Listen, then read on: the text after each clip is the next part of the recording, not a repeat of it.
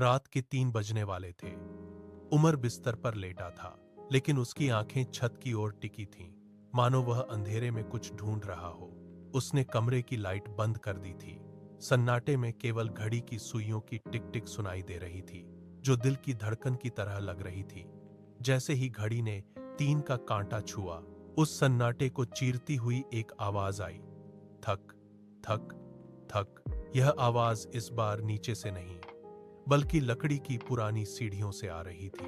हर कदम के साथ लकड़ी चरमरा रही थी, जैसे कोई भारी चीज ऊपर आ रही हो। उमर ने अपनी सांसें रोक लीं।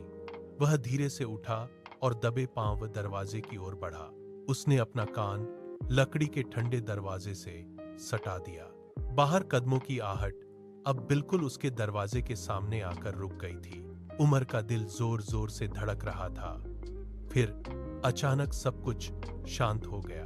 तभी दरवाजे पर एक बहुत ही धीमी सी दस्तक हुई। थक उमर ने एक गहरी सांस ली और झटके से दरवाजा खोल दिया। बाहर गलियारे में केवल गहरा अंधेरा था और वहां कोई नहीं था। उमर ने जैसे ही नीचे की ओर देखा, उसके पैर जम गए। फर्श पर पानी के गीले निशान थे।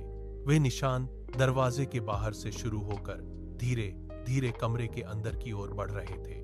उमर ने पीछे मुड़कर देखा, लेकिन वहां कोई नहीं था। निशान अब बिस्तर के पास थे। अचानक खिड़की अपने आप जोर से खुली और ठंडी हवा का झोंका अंदर आया। उमर ने स्विच दबाया, पर लाइट नहीं जली। मोबाइल की टॉर्च की रोशनी में निशान गायब थे। तभी कान के पास एक ठंडी फुसफुसाहट सुनाई दी। उसने भागना चाहा, पर दरवाजा लॉक था। खिड़की के बाहर एक साया उसे देख रहा था। कंधे पर एक ठंडे हाथ का स्पर्श महसूस हुआ। कमरे का तापमान गिर गया और वे गीले निशान फिर से उसके पैरों की ओर बढ़ने लगे। उमर दीवार से जा लगा। उसे महसूस हुआ कि कोई बिल्कुल उसके सामने खड़ा है।